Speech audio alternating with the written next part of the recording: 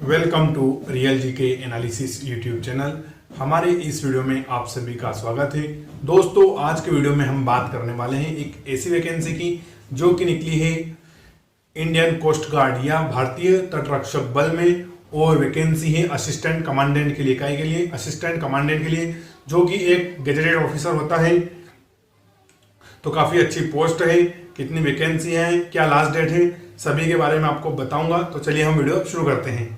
तो सबसे पहले हम वैकेंसी देख लेते हैं। तो वैकेंसी है इंडियन कोस्ट गार्ड की, और किस पद के लिए है, तो वो है असिस्टेंट कमांडेंट। किसके लिए है? असिस्टेंट कमांडेंट के लिए। चलिए थोड़ी बात करते हैं टोटल वैकेंसी कितनी है। तो टोटल वैकेंसी है 71, यानी कि 71 वैकेंसी है। वैकेंसी बहुत कम है, लेकिन हमें कम वैकेंसी से घबराना नहीं है, क्योंकि हमें तो सिर्फ एक ही वैकेंसी से मतलब है। चलिए देख लेते हैं किस किस ब्रांच में वैकेंसियां हैं। तो जो 71 वैकेंसियां हैं ये वेरियस ब्रांच में हैं। तो सबसे पहले हम देख लेते हैं कि जनरल ड्यूटी में है, फिर है कमर्शियल पायलट लाइसेंस, फिर टेक्निकल मैकेनिकल में हो जाएगी, और फिर है टेक्निकल इलेक्ट्रिशियन और इलेक्ट्रॉनिक्स में। साथ ही एक वैकेंसी इन्होंने दी है लॉ एंट्री के लिए, यानी कि कानूनी एंट्री के लिए। चलिए टोटल वैकेंसी देखते हैं। तो जनरल ड्यूटी और कमर्शियल पायलट लाइसेंस, तो जनरल ड्यूटी में सिर्फ मेल ही फॉर्म अप्लाई कर सकता है, और जो कमर्शियल पायलट लाइसेंस है इसमें मेल और फीमेल दोनों अप्लाई कर सकते हैं। और टोटल वैकेंसी कितनी है? तो टोटल वैकेंसी दोनों को मिलाकर है 50। चलिए अब मैं आपको कैटेगरी वाइज भी बता देता हूं। तो जनरल कैटेगरी के लिए 22 वैकेंसी रखी है। ईडब्ल्यूएस, जिसको इकोनॉमिकल वीकर सेक्शन बोलते हैं, उसके लिए 3 वैकेंसी रखी गई है। ओबीसी के लिए 14 रखी गई है, एससी के लिए 7 और एसटी के लिए 4। तो टोटल कितनी हो गई? 50 वैकेंसियां। ऐसे और ब्रांच देखते हैं। तो टेक्निकल ब्रांच मैकेनिकल, और टेक्निकल ब्रांच इलेक्ट्रिशियन और इलेक्ट्रॉनिक्स। तो इसमें सिर्फ मेल ही फॉर्म भर सकता है, यानी कि पुरुष ही फॉर्म भर सकते हैं। और टोटल वैकेंसी है कितनी? 20। और कैटेगरी वाइज देखें तो जनरल के लिए 9 वैकेंसियां, ईडब्ल्यूएस के लिए 1, ओबीसी के लिए 5, एससी के लिए 3 और एसटी के लिए कुल 2 वैकेंसी रखी है। और लो एंट्री है, इसमें मेल और फीमेल दोनों डाल सकते हैं, लेकिन एक ही वैकेंसी है, और वो भी सिर्फ ओबीसी वाला, अदर बैकवर्ड क्लास का व्यक्ति ही मेल फीमेल ही इसमें फॉर्म भर सकता है। किसमें? लो एंट्री वालों में। तो आपने देख लिया होगा कि टोटल 5 ब्रांच है इसकी, और टोटल वैकेंसी कितनी है? 71। चलिए अब हम कुछ इंपॉर्टेंट डेट देख लेते हैं। तो वैकेंसियां 17 अगस्त 2022 से शुरू हुई है। कब से? यानी कल से ही वैकेंसियां शुरू हुई है। आज हमने इस पर वीडियो ला दिया है। तो 17 अगस्त 2022 से फॉर्म भरना शुरू हो गए हैं। तो लास्ट डेट है 7 सितंबर 2022। कितनी? 7 सितंबर 2022।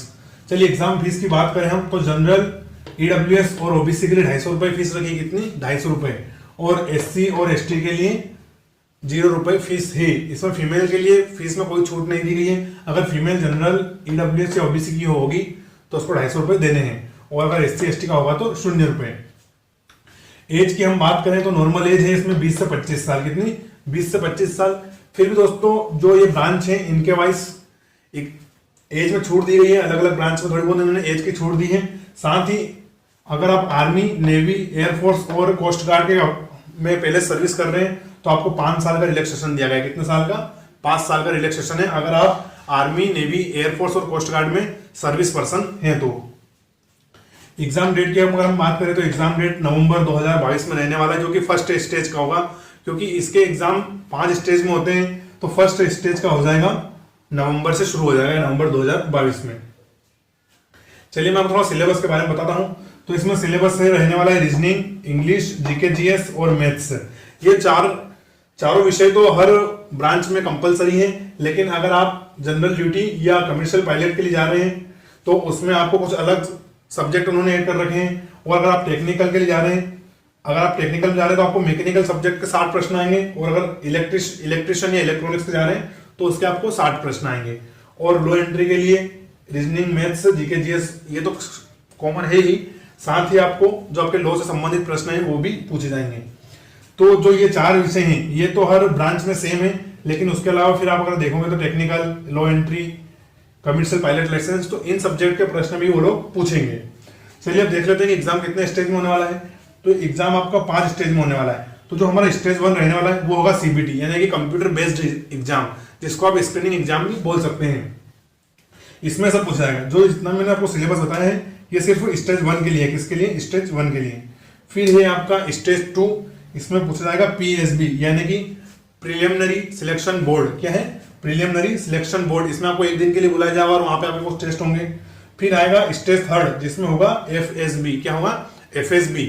तो इसमें होगा आपको फाइनल सिलेक्शन बोर्ड। क्या होगा? फाइनल सिलेक्शन बोर्ड, जो कि एसएसबी टाइप रहता है, जो कि कोस्ट गार्ड के अधिकारी उनके लेवल पर लेंगे आपसे।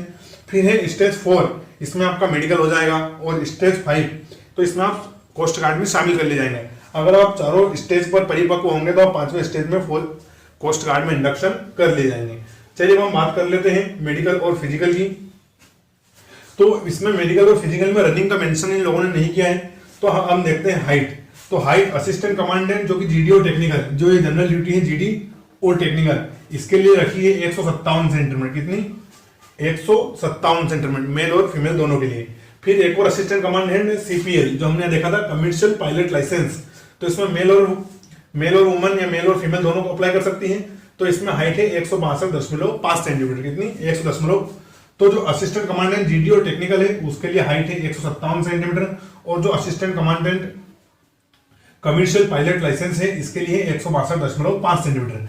अगर वेट की बात करें तो वेट आपके हाइट के अनुसार होना चाहिए, और उसमें 10% का प्लस या माइनस हो सकता है। साथ ही अगर हम चेस्ट की बात करें तो आपका चेस्ट वेल मेंटेन होना चाहिए। इन्होंने कोई बताया नहीं है कि 77 से 82, 80 से 85 ऐसा कुछ बताया नहीं है। चेस्ट आपका वेल मेंटेन होना चाहिए, और 5 सेंटीमीटर का उसमें एक्सपेंशन हो जाना चाहिए। यानी कि आपको सीना फुलाने के लिए बोले तो आपका सीना 5 सेंटीमीटर फुल जाना चाहिए। साथ ही हम सैलरी की बात करें तो सैलरी इसमें रहेगी 56,100 रुपए से शुरू होने वाली है। क्या है? क्योंकि मैंने आपको पहले बताया कि ए लेवल की नौकरी है गेजेटेड ऑफिसर की, तो इसकी सैलरी 56,100 से शुरू होगी। चलिए हम दोस्तों क्वालिफिकेशन देखें कि इन सभी ब्रांच में फॉर्म भरने के लिए क्या क्या क्वालिफिकेशन रहने वाली है। तो सबसे जरूरी है 12th में आपका मैथ सब्जेक्ट होना, क्योंकि जितने भी ब्रांच है ये 4 ब्रांच, इसमें आपको मैथ्स प्लस फिजिक्स इन्होंने मांगा है, तो 12th में आपका मैथ सब्जेक्ट जरूरी होना चाहिए।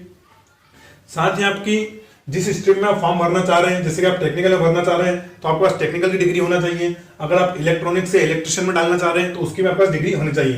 तो टेक और इलेक्ट्रिशियन इलेक्ट्रॉनिक्स की डिग्री होना चाहिए, और उसमें मिनिमम परसेंट इन्होंने बताया है 55%। कितने? 55%। साथ ही जो एक वैकेंसी है लो एंट्री के लिए, तो इसमें आपको 12th किसी भी सब्जेक्ट चलेगा, लेकिन साथ में आपका लो की डिग्री होना चाहिए। कितनी? किसकी? लो की डिग्री होना चाहिए, और टोटल 60% से कम की नहीं होना चाहिए। तो अभी आप इसमें फॉर्म भरने के लिए एप्लीकेबल होंगे। साथ ही इसमें कुछ एग्जाम सेंटर वगैरह भी दिए गए हैं, तो मैं आपको वीडियो के अंत में एक स्क्रीनशॉट डाल दूंगा, उसमें आप आराम से देख सकते हैं। साथ ही कुछ और एक मैं स्क्रीनशॉट डालूंगा कि अलग अलग वैकेंसी के लिए क्या एज क्राइटेरिया है। ये तो मैंने आपको एक नॉर्मल लिख दी है, लेकिन उसमें थोड़ा बहुत और डिफरेंस भी है 1-2 साल का, तो वो भी उसमें मैं डाल दूंगा स्क्रीनशॉट में। ठीक है, आप समझ गए होंगे दोस्तों। तो अगर आप इसके लिए एप्लीकेबल है तो फॉर्म जरूर भरें, क्योंकि कोस्ट गार्ड इसको भारतीय तट रक्षक बोलते हैं। भारत का एक बहुत ही प्रेस्टिजियस संस्थान है, और यहाँ पर नौकरी करना अपने आप में गर्व की बात होती है। तो आप सब समझ ही गए होंगे। लास्ट डेट का जरूर ध्यान रखें, 7 सितंबर 2022 लास्ट डेट है। क्या है? 7 सितंबर लास्ट डेट है। और फॉर्म भरने के लिए आपको सारे नॉर्मल डॉक्यूमेंट के साथ साथ आपके 2 पासपोर्ट साइज फोटो, आधार कार्ड, और मूल निवासी यानी कि भारत का नागरिक हो उसका मूल निवासी प्रमाण पत्र आदि देना है। और एग्जाम 5 स्टेज में होगी। और सिलेबस में एक बार बता दूं, रीजनिंग, इंग्लिश, जीके, जीएस और मैथ्स। ठीक है, और सैलरी मैंने आपको बता दी 56,100 रुपए। एग्जाम डेट बता दी नवंबर 2022 को रहने वाली है। तो चलिए दोस्तों, यहीं तक था वीडियो कैसा लगा कमेंट करके जरूर बताएं। थैंक यू, जय हिंद।